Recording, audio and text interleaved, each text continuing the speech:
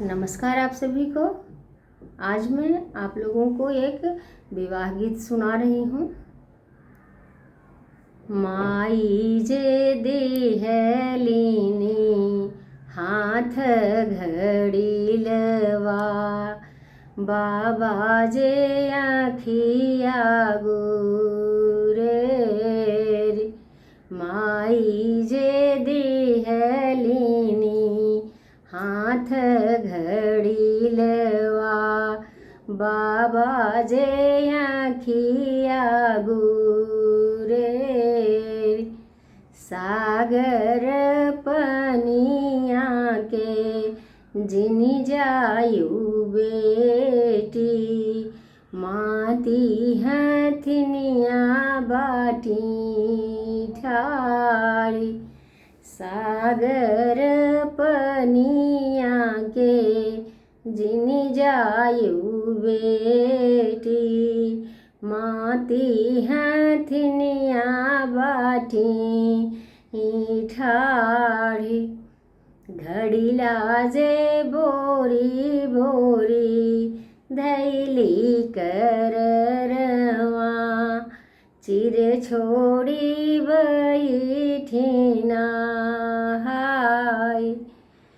पिछवा उलटी जब देखई दुलहिना दे, माती हथिनिया बाटी ठाड़ी।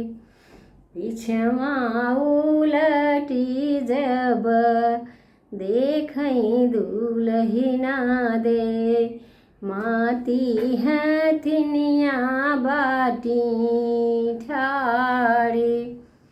हथियऊ के हथी वनवा हो भैया, नौआ न जानऊ तोहार। अपनी निहथिया तू पिछवा ले जात, चिड़िया मैले त्यों सम्हार। अपनी निहथिया तू पिछवा बढ़वत, चिड़िया मैले त्यों सम्हार। गोरी बेटियवा हो अंगिया से पातर, नौआ न जानऊ तोहार।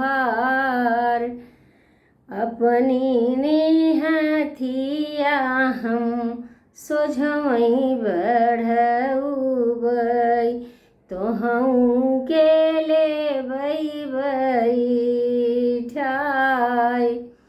अपनी निहथिया मैं सोझवई बढ़उबै, तोहऊ के